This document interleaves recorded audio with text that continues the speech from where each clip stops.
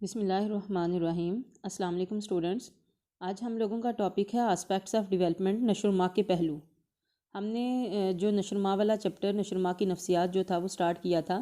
اس میں ہم نے دیکھا تھا کہ جو ہے وہ نشو و نما کی نفسیات ہوتی کیا ہے، اس میں کون کون کن کن لوگوں کا کام ہے، اور جب اس طرح کی نشو و نما میں اسٹڈیز ہوتی ہیں تو وہ کس ٹائپ کی ہوتی ہیں۔ اس میں کراس سیکشنل اسٹڈیز تھیں، لانگیٹیوڈنل اسٹڈیز تھیں، طولی اور عرضی طریقے کی۔ تو آج ہم لوگوں کا جو ٹاپک ہے that is aspects of development.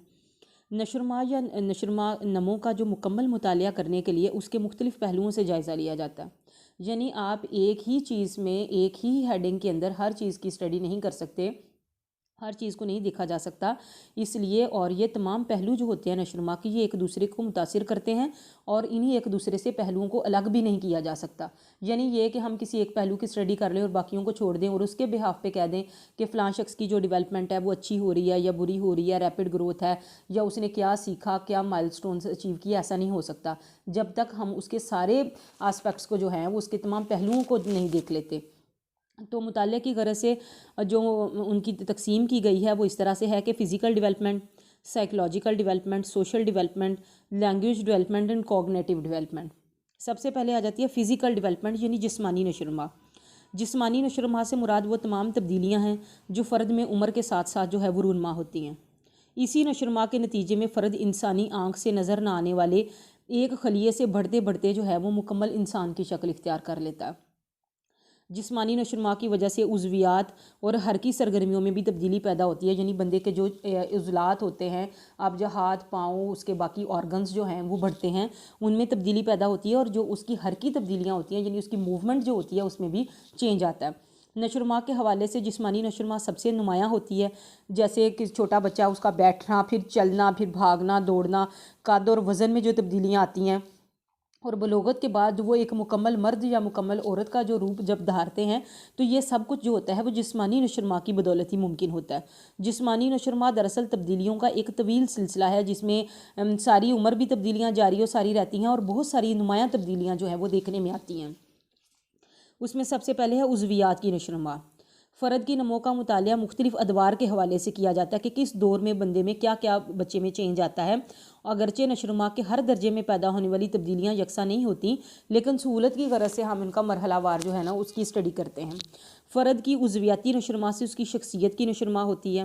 لڑکے اور لڑکیوں میں پہلے 8-9 سال تک نشو و نما کی رفتار جو ہوتی ہے وہ یکساں ہوتی ہے، لیکن پھر کچھ سالوں کے لیے لڑکیوں کی نشو و نما کی جو رفتار ہے وہ تیز ہو جاتی ہے۔ اس وجہ سے کہا جاتا ہے کہ لڑکیاں جو ہیں وہ جلدی بڑی ہو جاتی ہیں لڑکوں جو ہے نا وہ بنسبت لڑکوں کے۔ وزن اور قد میں تبدیلی پیدا ہوتی ہے۔ جسمانی نشو و نما کے نتیجے میں بچوں کا قد بڑھتا ہے، اور اسی نسبت سے پھر اس کی وزن میں بھی تبدیلی آتی ہے۔ پیدائش کے وقت نارمل بچے کا جو وزن ہوتا ہے وہ 6 سے 12 پاؤنڈ کے درمیان میں، اور قد جو ہے وہ 15 سے 21 انچ تک ہوتا ہے۔ پہلے 9 مہینوں میں لڑکیوں کا جو قد ہے 7 انچ تک کے قریب بڑھتا ہے۔ ماہرین نے قد اور وزن کی افزائش کے مختلف چارٹ جو ہیں وہ ملاحظہ بنا رکھے ہیں، پھر اس کے اکارڈنگ وہ بچے کی میئرمنٹ کرتے ہیں کہ اس کا ویٹ اور جو ہائٹ ہے کیا وہ صحیح ہے، نارمل ہے، انڈر ویٹ ہیں یا وہ اوور ویٹ جا رہے ہیں۔ اس کے بعد ہے جسمانی تناسب۔ پیدائش سے پہلے بچے کی کھوپڑی کا سائز جو یعنی سر کا جو سائز ہوتا ہے بازوؤں اور ٹانگوں کی ہڈیوں سے بڑا ہوتا ہے۔ رفتہ رفتہ سر اور دھڑ کا سائز جو ہے وہ چھوٹا رہ جاتا ہے، جبکہ بازو اور ٹانگیں لمبی ہو جاتی ہیں، اور ایک متناسب جو جسم ہے وہ نشو و نما پاتا ہے۔ اس کے بعد اندرونی اعضاء کی نشو و نما ہے۔ پیدائش کے بعد جسم کے تمام جو نظام ہے وہ نشو و نما پاتے ہیں، جس میں نظام ہے یعنی جو ہضم کرنے کا نظام ہے، نظام تنفس ہے جو سانس لینے کا نظام ہے، دوران خون ہے، غدودی نظام ہے، یہ تمام اس طرح سے نشو و نما پاتے ہیں کہ ہماری پوری باڈی میں توازن برقرار رہے، یعنی اس لحاظ سے بڑھتے ہیں جتنا ہماری باڈی بڑھتی ہے اس کے مطابق بڑے ہوتے ہیں۔ پھر ہے عرصی اثرات۔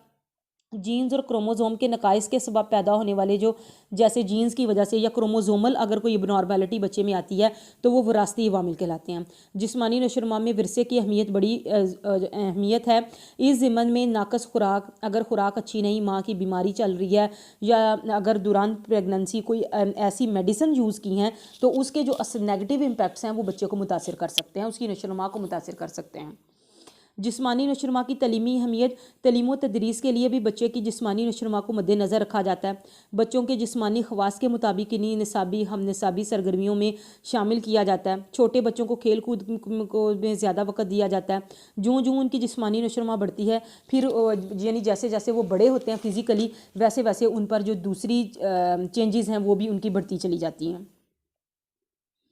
اور اس کے بعد ہے جسمانی نشوونما کے ادوار، کہ کون کون سے دور ہیں، کس کس دور میں جو ہے وہ جسمانی نشوونما ہوتی ہے۔ سب سے پہلے ہے دور قبل از ولادت کا دور۔ اس دور میں نر اور مادہ کے جنسی جرثوموں سے زندگی کی ابتدا ہوتی ہے۔ جب ایک عورت کنسیو کرتی ہے تو وہاں سے جو ہے وہ ایک نئی زندگی کی ابتدا ہو جاتی ہے۔ اس مرحلے کا جو دورانیہ ہے، یعنی جو ماں کے پیٹ میں رہنے کا دورانیہ ہے ایک بچے کا، وہ 38 ہفتے سے جو ہے وہ تقریباً 9 ماہ یعنی 38 ہفتے بنتا ہے۔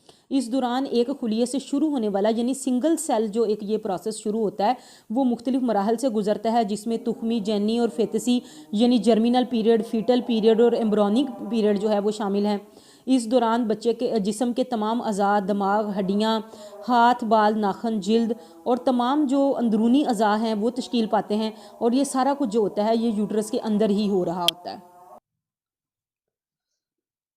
جی اس کے بعد ہے انفینسی، طفولیت کا دور۔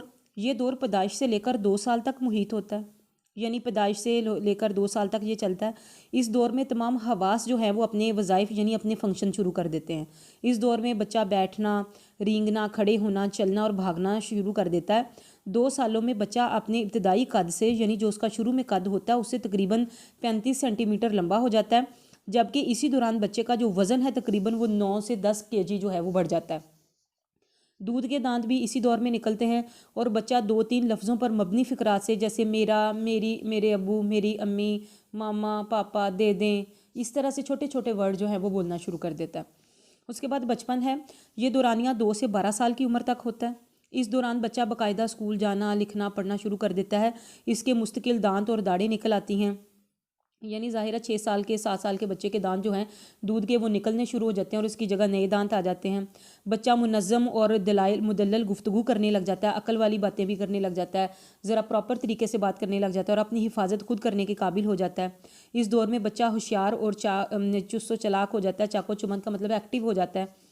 اہم عضلات کنٹرول کرنے والی حرکی مہارتیں تیزی سے نشوونما پاتی ہیں، جو اس کے عضلات کو کنٹرول کرتی ہیں، جیسے رک جانا، اپنی مرضی سے بولنا، بیٹھنا، یہ ساری چیزیں۔ 3 سے 5 سال تک کا جو بچہ ہے وہ تیزی سے سیڑھیاں اترنے چڑھنے کے قابل ہو جاتا ہے۔ 6 سال کی عمر تک وہ 2 پہیوں والی سائیکل چلانا، رسی کودنا، گیند پھینکنا اور پکڑنا، اور پینسل کا استعمال کرنا، کینچی سے کاٹنا اور باقاعدگی سے لکھنے والی حرکات کرنے کے قابل ہو جاتا ہے۔ اور انہیں سیکھنے کے لیے خصوصی تربیت کی جو ہے وہ پھر ضرورت ہوتی ہے، جو بچے مسائل کا شکار ہو جاتے ہیں اس ایج میں، یہ کام خود سے نہیں کر سکتے۔ اس کے بعد ہے دور بلوغت۔ یہ عرصہ 12 سال سے 18 سال تک کی عمر تک ہوتا ہے۔ اس دور میں جسمانی اعضاء میں بنیادی تبدیلیاں آتی ہیں۔ یہ تبدیلیوں کا ایک سلسلہ جو ہے وہ شروع ہو جاتا ہے، کیونکہ اس دور میں بچے میں پختگی جو ہے وہ انسان میں آ چکی ہوئی ہوتی ہے، اور اس پر جو ہے وہ ثانوی تبدیلیاں اس میں آتی ہیں، وہ افزائش نسل کے قابل ہو جاتے ہیں، یعنی بڑے ہو جاتے ہیں۔ لڑکیوں میں منسوریشنل سائیکل سٹارٹ ہو جاتا ہے، لڑکوں میں داڑھی مونچھ نکلنا شروع ہو جاتی ہے۔ آپ یہ دیکھیں کہ ایک بچے کی آواز اتنی باریک ہوتی ہے، لیکن وہ جیسے ہی بلوغت میں قدم رکھتا ہے یکدم اس کی آواز جو ہے وہ مردانہ اور بھاری ہو جاتی ہے۔ اور 16 سال تک جو لڑکیاں عموماً بالغ ہو جاتی ہیں، جبکہ لڑکوں کا جو قد ہے وہ 18 سال کی عمر تک بڑھتا رہتا ہے۔ اس کے بعد ہے جوانی۔ جوانی میں جسمانی نشوونما جو ہوتی ہے وہ عروج پر ہوتا ہے، انسان کی ساری توانائیاں اور ہر چیز اس میں عروج پر ہوتی ہے، اور یہ 18-19 سال سے 30 سال تک بھرپور جوانی کا دور کہلاتا ہے۔ اس دور میں فرد تمام ادوار کی نسبت زیادہ صحت مند، چاق و چبند، اور تمام اس کے جو نظام ہے اس کی نشوونما مکمل ہو چکی ہوتی ہے، وہ بھرپور توانائی کا مالک ہوتا ہے۔ جوانی میں کہا جاتا ہے نا کہ وہ انسان ہر چیز کرنے کی ٹھان لیتا ہے، وہ پہاڑوں سے بھی ٹکر لے لیتا ہے، لیکن جب وہ تھوڑا میچور ایج میں جاتا ہے تو اس کو لگتا ہے، پھر سمجھ آتی ہے کہ ہر چیز جو ہے وہ جوش اور جذبے سے نہیں، کچھ چیزیں عقل سے بھی کرنے والی ہوتی ہیں۔ اگر وسط جوانی میں ہی زوال شروع بھی ہو جاتا ہے، لیکن یہ عمل آہستہ آہستہ ہوتا ہے کہ پہلے 10-15 سالوں میں اس کا احساس ہی نہیں ہوتا، جبکہ 40 سال کے بعد جو ہے وہ ڈبل چین ہو جاتی ہے، پیٹ باہر نکل آتا ہے، جسم کے مختلف حصوں پر فالتو چربی کے جو ہیں وہ تہیں چڑھنے لگتی ہیں، آنکھوں کی بناوٹ میں جو ہے وہ انحطاط کا عمل شروع ہوتا ہے، اور اس لیے اس عمر کے اس حصے میں اکثر افراد کو کم از کم پڑھائی کے لیے جو ہے وہ چشمہ بھی استعمال کرنا پڑتا ہے۔ بڑھاپا ہے، یہ انسانی نشوونما کا یعنی جو نشوونما کا آخری دور ہے، بڑھاپے میں نشو و نما میں زوال آ جاتا ہے، صلاحیتوں میں کمی ہو جاتی ہے، یادداشت خراب ہو جاتی ہے، جسمانی لچک اور سرگرمی کم ہوتی ہے، نئے خلیات بننے بند ہو جاتے ہیں، اور بڑھاپے میں لوگ جو ہیں نا وہ بچوں کی طرح، جس طرح سے بچہ ہر کام کے لیے دوسروں کا محتاج ہوتا ہے، تو بڑھاپا بھی وہی ہے کہ اللہ تعالیٰ جو ہے وہ بڑھاپے میں بندے کو اپنے اصل کی طرف لوٹا دیتا ہے، اپنی پہلی عمر کی طرف جو ہے وہ لوٹا دیتا ہے، اور وہ اسی طرح سے دوسروں کے محتاج ہر وقت چاہتے ہیں کوئی ان کے پاس رہے، ان کو دیکھے، اکیلے نہیں رہ سکتے۔